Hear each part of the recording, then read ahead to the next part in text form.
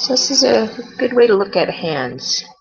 And that's how we eventually end up getting to a really nice line drawing, is having some of this basic comprehension of the basic form first.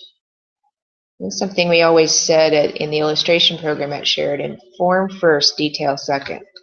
So sometimes people get too caught up in all the wrinkles and creases of the hand and, I don't know, reading your lifelines or something instead of really look at the basic form. So, which means we want to start with basic proportion first, that the palm and the fingers are relatively the same length. Breaking those fingers down into two halves, and then again, so we have eighths from quarter and a half. Looking at the palm and the fingers are the same size, looking for the arcs between the knuckles. Where do the fingertips line up horizontally? And then looking at the hand as a series of planes. And this will help your life drawing a lot if you could just look for that rectangular shape at the back of the hand.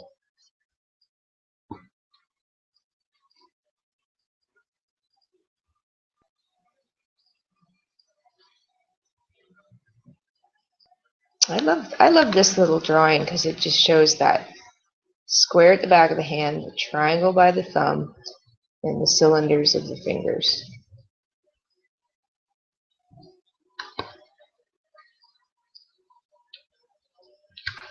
So just makes it so much simpler when we can just look at things as basic geometry, and then we don't have to feel that it's overwhelming or too much. How are your drawings coming? Wow, that's not awful. It's ridiculously awful. Making me want to run out of the place screaming, embarrassed. Wow, these are great. Good. I think you're just way too hard on yourself. Good.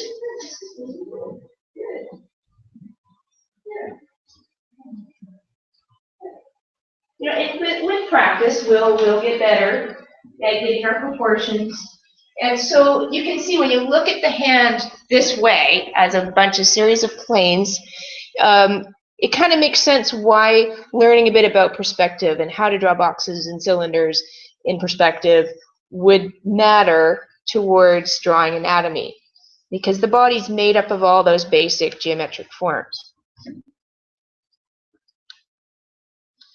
So that we're going to be hosting a class about object drawing where we're going to learn all these basics, and you'll find that it'll inform your character design, it'll inform your life drawing to have some of those basic drawing skills. So now we're going to be looking at another way of looking at the hand.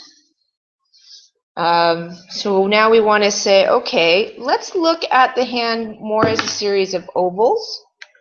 And really getting a sense of the 3D quality of the hand. That's what I like about these drawings here, that we really can get a sense of the front to the back, the breadth, right? You see how this person drew, because really the wrist too, like I like what this artist did, where they kind of looked at the wrist as if it's a box rather than a cylinder. Because yes, it's kind of an oval, I guess, if you look at your wrist, you feel it. But you can see that it is kind of boxy too, isn't it? It's definitely flatter, right? It's not just this tubular thing. So, and I think that helps look to think, what's the essential shape here? Okay, it's kind of a box. And then look at the palm, yeah, it's kind of a box. Because if you look carefully at this drawing, you can see that this artist has these fine lines, like a box on this palm here, and you can definitely see the boxes of the wrist. And looking for those planes, the center lines running up through each finger, right? There's also a way of drawing the hand as a radial point, and maybe Garth can get into that with you guys when he looks at the skeleton with you. That if you guys look at your palm You can certainly see it from back here. So that there's a lot of diagrams. If you do a search online, you'll see that they'll have a point right there, and then just lines splaying out from that, right? And then arcs for each knuckle. So, okay, so I'd like us to do a little sketch that's rather like this, where we're going to look for the ovals. And we did this in life drawing too. Do you remember we were looking at, you missed that class. But the handout I gave you about how drawing the cat, right? Okay. That looking at the ovals and then looking at the cylinders of the fingers, like we did, where we're kind of seeing that here, right? So let's have a look at a few examples. So this one kind of shows that. So what we want to get to next is, so you've seen sort of the plane shapes, and now we want to think about the front to back. So every time you look at your knuckles, you can, and it's kind of neat, you can almost see it. If you bend your fingers a little bit, look at your hand right now and just bend your fingers a little bit, and you'll see, you can sort of see each little cylinder there, where you have the bend of your knuckle. So, like, do you see this right here, right, on that drawing? You can blow it up a bit. Do you see what I mean? Do you see how that artist is handling that? And so that even though the thumb is pointing towards us a bit in this drawing, they can get that sense of the roundness from front to back, the thickness of the thumb, right? The cylinder of this portion of the thumb. So this is the way I'd like you to look at the next drawing. I'm going to show you a few other examples of that. Now this guy, that's more looking at planes and angles. It's not as much looking at. So here's a nice diagram. Yeah, I like that. Yeah, I like that artist's drawings. So this is the combination. This is another common way of looking at the hand, especially for in sort of early stages of 2D animation, where you start to plan your character and its movements and looking at it almost as if it's one of those little wooden maquettes that we can move around. So joints become spheres, limbs become cylinders. In any of the more boxy forms, like in the feet and hands, hips, we get this box. So you look to see what's the essential form I'm seeing at this part of the body. So we get the box for the palm, the triangle for the thumb, the spheres for the knuckles there, and then this series of sort of slightly truncated cylinders, right? They're sort of between a cylinder and a cone here. So we're going to do a drawing looking at your hand that way, right? And then we're going to see how this is going to fit into the anatomy study that Garth is going to do with you guys on Thursday. So take a pose of your hand where you can look at the cylinders, and so bend your fingers a bit, right? So that you can get that sense of, looking down on that. So you don't have to take the same pose. It could be this, it could be, this one. Just getting the sense of front to back, right? This kind of idea as the finger bends. So you might try having some fingers bending towards you a bit and some, a little straighter. So you can take a pose where you can explore this idea of looking at your finger like cylinder sections.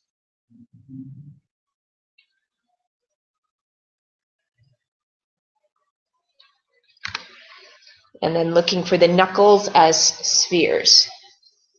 And then where's the more square parts. But what I'd like you to do, this one's very flat looking in the palm, isn't it? I really like how the other artist here really tried to find the thickness more of that palm, right? So let's spend a bit of time drawing your hand in that way.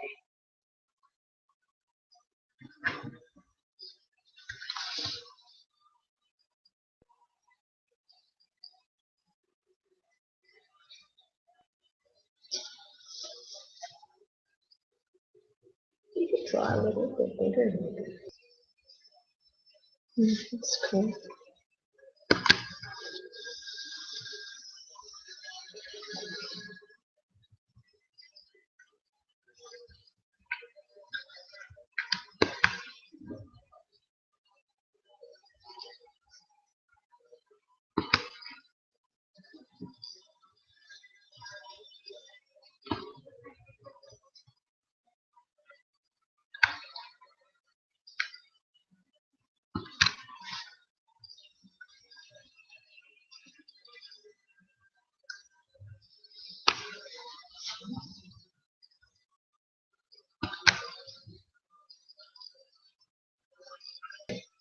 You're doing a good job there.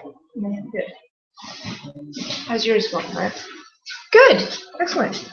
Excellent. So then, when you look at it this way, you don't see the circle bump of the knuckle because you're looking at this side, but you can see, yeah, good. And then if one finger bends towards you, how does that change that cylinder? You're looking down on it then, right? So this is something you guys might want to practice a bit so that, between, if you have time, that some of you are coming to life drawing tomorrow night, but between now and Thursday, or between now and say next Tuesday when you come again, do some sketches like this. Look for good examples online and try to get to the point where you can create a well-structured drawing from looking at the geometry of it, okay? So this is our introduction to it. So now we're going to do another drawing, and some of you have had a little bit of practice with this already. So this is something introduced to some of you that are in my life drawing class. So now, and I might demonstrate this one a bit. So this is a bit similar to what we were just doing, except that we're kind of scribbling a little bit more, right? So it's a bit like doing a blind line contour where we're following and tracing all of these creases. I'm going to get a piece of paper out and just sort of demonstrate this, but I think these were reasonably good examples of just, do you see how, I'm going to just blow this up a bit for you and move down a little. So do you see how what this artist is looking for? And I like this one here. Do you see how they're drawing with ovals more than looking necessarily for cylinders or boxes? But they kind of got the sense of there's a shape here, kind of this truncated shape. But what I like what they're doing is drawing the oval from the front side around through to the back side, right? And you see the overlapping one? Do you see there's another one here at the wrist? And there, and now looking at the fingers. They're drawing the ovals of the knuckles, and then long ovals for the finger or the cylinder portion we were just drawing. Looking for the circle at the knuckles and scribbling in all those wrinkles they see. A drawing that's done really well this way. Like this part is a little bit better here, where they're looking for where does the finger from the top here, as it comes into the crease in between the two fingers, where does it attach to the body of the hand, right? And then as the finger comes forward, whoop, that's hard to draw on there and not move it. Right, another circle, and then a circle for the knuckle. And then what's the long shape of the finger? And so that, like, this isn't the best example, it's just the only one I could find. But if you combined what we were just doing with this way of kind of looking for the shapes, of looking for the ovals, and actually maybe I'll switch. I'm going to go find a video to show you that I have. So, but this is a really nice way to draw hands. It's not the best example. I've seen way better, but it's a nice way to practice where you get some of the wonderful crease and all the shapes and stuff. And so we're gonna take a little bit of time to do this, and I'll demonstrate it. I'm gonna just find another